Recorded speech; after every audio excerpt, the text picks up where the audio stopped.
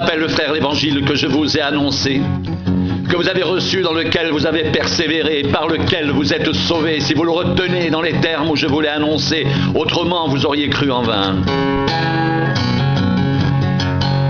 Je vous ai enseigné avant tout, comme je l'avais aussi reçu, que Christ est mort pour nos péchés selon les Écritures. Il a été enseveli et il est ressuscité le 3e jour selon les Écritures. Et il est apparu à Céphas puis aux 12. Ensuite, il est apparu à plus de 500 frères à la fois, dont la plupart sont encore vivants et dont quelques-uns sont morts. Ensuite, il est apparu à Jacques, puis à tous les apôtres. Après eux tous, il m'est aussi apparu à moi, comme un avorton, car je suis le moindre des apôtres. Je ne suis pas digne d'être appelé apôtre parce que j'ai persécuté l'Église de Dieu.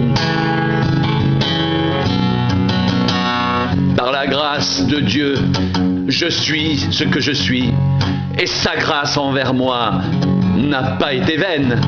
Loin de là, j'ai travaillé plus que tous, non pas moi toutefois, mais la grâce de Dieu qui est avec moi. Ainsi donc, que ce soit moi, que ce soit eux, voilà ce que nous prêchons, et c'est ce que vous avez cru.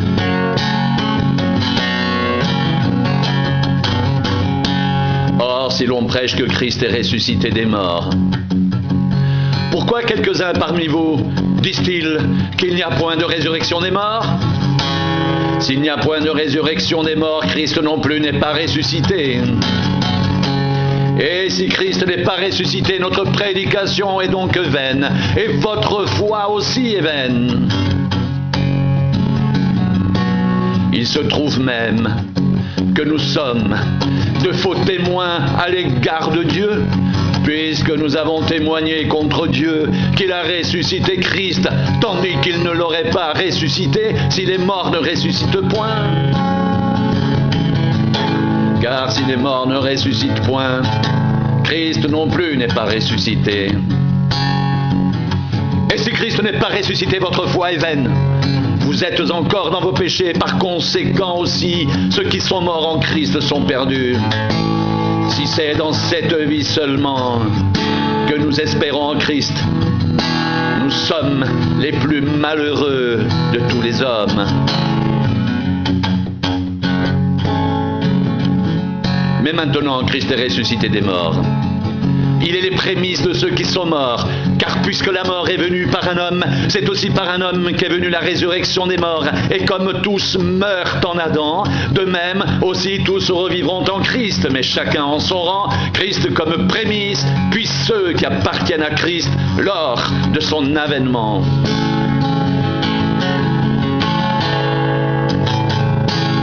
Ensuite viendra la fin, quand il remettra le royaume à celui qui est Dieu et Père, après avoir réduit à l'impuissance toute domination, toute autorité, toute puissance, car il faut qu'il règne jusqu'à ce qu'il ait mis tous ses ennemis sous ses pieds.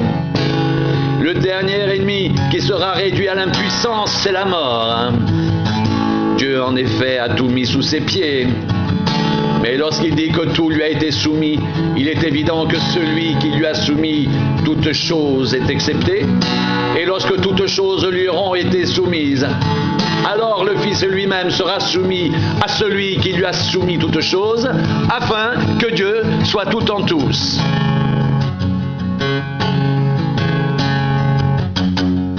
Autrement, que feraient ceux qui se font baptiser pour les morts si les morts ne ressuscitent absolument pas? Pourquoi se font-ils baptiser pour eux? Et nous, pourquoi sommes-nous à toute heure en péril? Chaque jour je suis exposé à la mort, je l'atteste, frère, par la gloire dont vous êtes pour moi le sujet en Jésus-Christ, notre Seigneur. S'il est dans des vues humaines que j'ai combattu contre les bêtes à Éphèse, quel avantage m'en revient-il si les morts ne ressuscitent pas? Mangeons et buvons, car demain nous mourrons. Ne vous y trompez pas. Les mauvaises compagnies corrompent les bonnes mœurs. Revenez à vous-même, comme il est convenable, et ne péchez point, car quelques-uns ne connaissent pas Dieu, je le dis à votre honte. Mais quelqu'un dira, comment les morts ressuscitent-ils? Et avec quel corps reviennent-ils? Insensé, ce que tu sèmes ne reprend point vie s'il ne meurt. Et ce que tu sèmes, ce n'est pas le corps qui naîtra, c'est un simple grain de blé peut-être, ou d'une autre semence. Puis Dieu lui donne un corps comme il lui plaît, et à chaque semence il donne un corps qui lui est propre.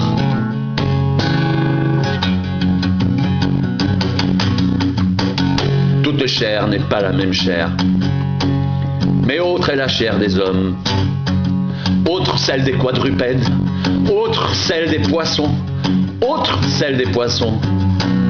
Il y a aussi des corps célestes et des corps terrestres, mais autre est l'éclat des corps célestes, autre celui des corps terrestres.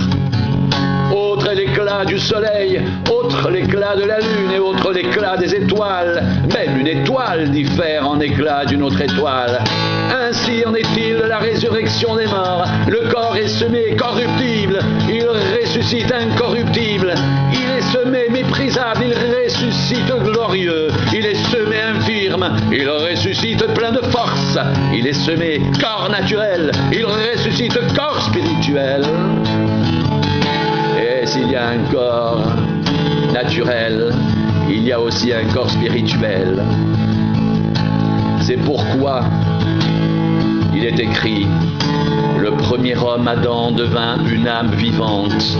Le dernier Adam est devenu un esprit vivifiant.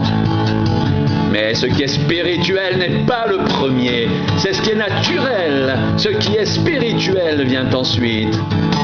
Le premier homme tiré de la terre est terrestre. Le second homme est du ciel. Tel est le terrestre. Tels sont les terrestres. Et tel est le céleste. Tels sont aussi les célestes. Et de même que nous avons porté l'image du terrestre, nous porterons aussi l'image du céleste.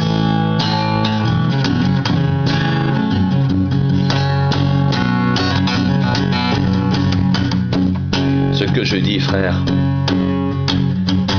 c'est que la chair et le sang ne peuvent hériter le royaume de Dieu et que la corruption n'hérite pas l'incorruptibilité.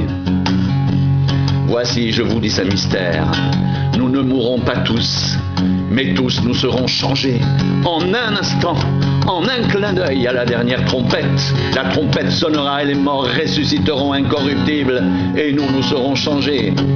Car il faut que ce corps incorruptible revête l'incorruptibilité et que ce corps mortel revête l'immortalité. Lorsque ce corps corruptible aura revêtu l'incorruptibilité et que ce corps mortel aura revêtu l'immortalité, alors s'accomplira la parole qui est écrite, la mort a été engloutie dans la victoire. Ô mort, où est ta victoire? Ô mort, où est ton aiguillon? L'aiguillon de la mort, c'est le péché, et la puissance du péché, c'est la loi. Mais grâce soit rendue à Dieu qui nous donne la victoire par notre Seigneur Jésus-Christ. Ainsi, mes frères bien-aimés, soyez fermes, inébranlables, travaillant de mieux en mieux à l'œuvre du Seigneur, sachant que votre travail ne sera pas vain dans le Seigneur.